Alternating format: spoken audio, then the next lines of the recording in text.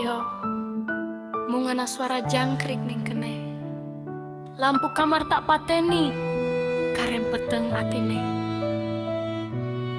Gelas kopi wis adem, nanging pikiranku isih mumbul. Kelingan kabeh krito sing saiki wis dadi aul-aul.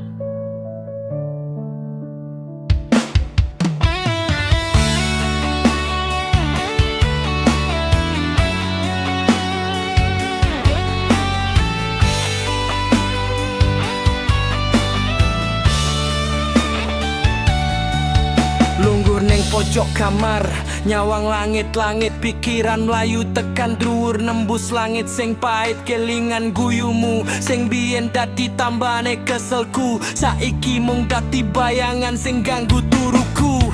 Aku nglamun dhewe ngrasake sepine wengi, kaya dadi wong asing ning omahe dhewe iki. Saben sudut ruangan isih ana ambumu, nanging nyatane mung guling sing tak dekep ning sanjingku. Tapi sansaya sepi, Waktu mlaku alon nanging ati iki mlayu goleki.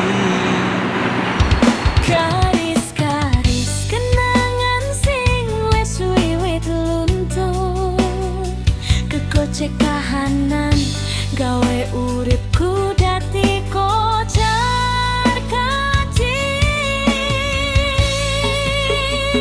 Nglamun dhewe rasake loro sing ora ono batese. Kelingan kowe sing saiki wis ilang saka pandangan mripat iki.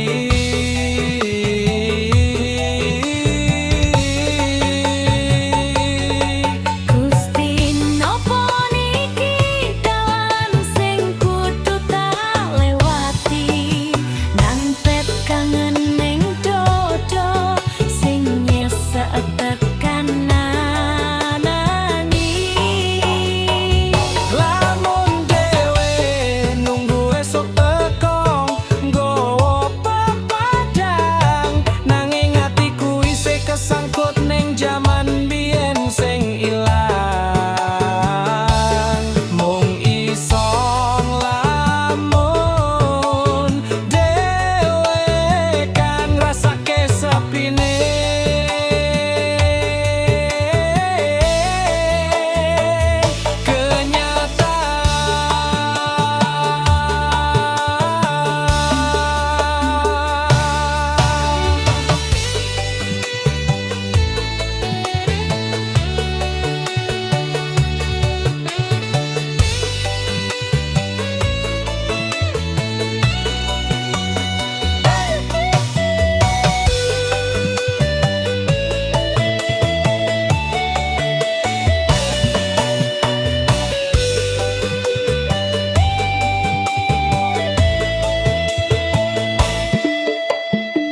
Opo kowe ning kono yo ngrasake sing padha, utawa malah kowe wis seneng guyu ro wong liya. Kadang aku guyu dhewe mikir gobloke awarku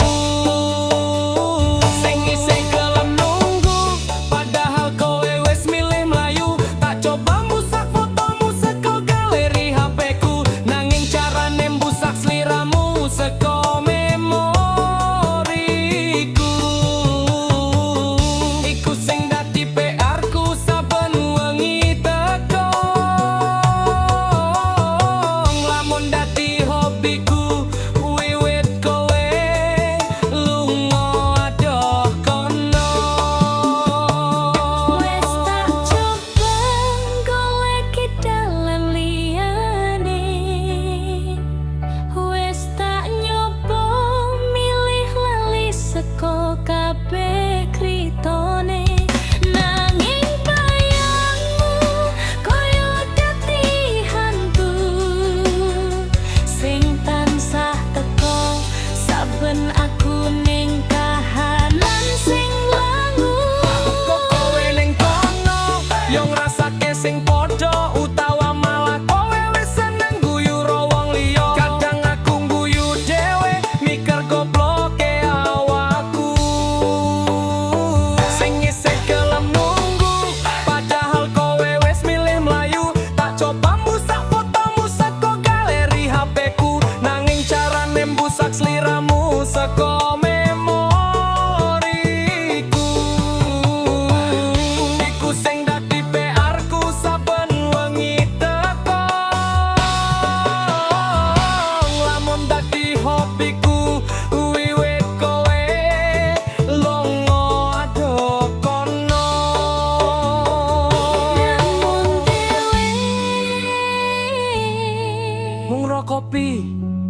pahit.